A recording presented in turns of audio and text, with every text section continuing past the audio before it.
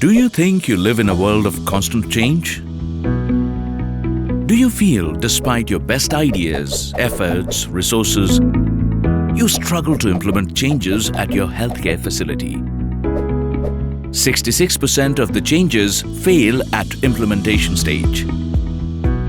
They fail because of lack of commitment, behavioral challenges, inadequate methodology. GE's Change Acceleration Process Workshop focuses exactly on this, the human side of change management. CAP program is the only program where you will get hands-on experience at managing and driving change. You'll get a lot of tools to practice with real-life changes. It's a very practical course, and you'd walk away with a much deeper understanding of how to manage and drive change through a structured process using CAP tools. At the end of the day, every senior management person wants desired change and desired outcome.